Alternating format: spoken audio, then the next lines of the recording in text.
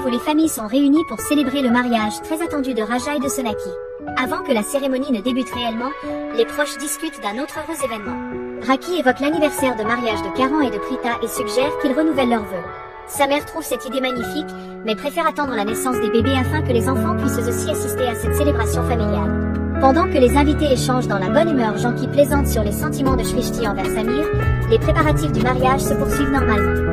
Le prêtre guide les familles à travers les différentes traditions, jusqu'au moment le plus important de la cérémonie.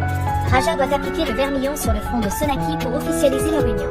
Alors que tout semble se dérouler parfaitement, un événement inattendu fait basculer la cérémonie. Quelques instants avant la dernière étape du mariage, Raja interrompt brutalement le rituel. Sous les regards stupéfaits des invités, il annonce qu'il ne peut plus épouser Sonaki après avoir appris des informations troublantes sur son passé. La fête se transforme aussitôt en une confrontation familiale. Raja affirme que Sonaki lui aurait caché une partie importante de sa vie, tandis que la jeune femme rejette catégoriquement toutes ces accusations. Son père défend son honneur avec fermeté et refuse que sa fille soit jugée sans preuve. La tension monte encore lorsque l'oncle de Raja révèle qu'il avait secrètement chargé un détective privé d'enquêter sur Sonaki.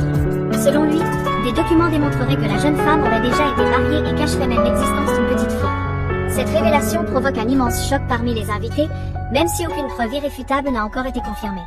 Face à ces accusations, plusieurs membres de la famille prennent la défense de Sonaki. Ils rappellent qu'un véritable amour repose sur la confiance et qu'il est injuste de condamner quelqu'un avant d'avoir établi la vérité. Pour eux, Raja aurait dû soutenir celle qu'il prétendait aimer au lieu de mettre fin au mariage sur de simples soupçons. Profondément blessée par cette humiliation publique, Sonaki pense d'abord quitter les lieux. Mais Prita refuse qu'elle abandonne. Elle lui explique que partir reviendrait à laisser croire que toutes les accusations sont vraies. Elle l'encourage à défendre sa dignité, celle de son père et de toute sa famille, en affrontant ceux qui cherchent à salir sa réputation. Retrouvant peu à peu son courage, Sonaki revient devant tous les invités. Elle affirme qu'elle ne veut plus épouser un homme qui a perdu confiance en elle au premier obstacle. Elle rappelle qu'aucune relation ne peut durer sans respect mutuel et annonce qu'elle est prête à défendre son honneur devant la justice si les accusations portées contre elle ne sont pas prouvées. Malgré cette déclaration, l'oncle de Raja persiste. Il présente son détective privé et dévoile des copies de documents hospitaliers qui, selon lui, démontrent que Sonaki aurait donné naissance à un enfant plusieurs années auparavant. Les proches de Sonaki contestent immédiatement la valeur de ces documents et demandent des preuves authentiques plutôt que de simples copies. Le débat devient de plus en plus intense.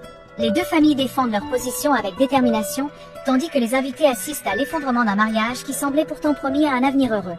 Entre accusations, blessures, confiance brisée et quête de vérité, chacun attend désormais que la véritable réalité éclate enfin au grand jour.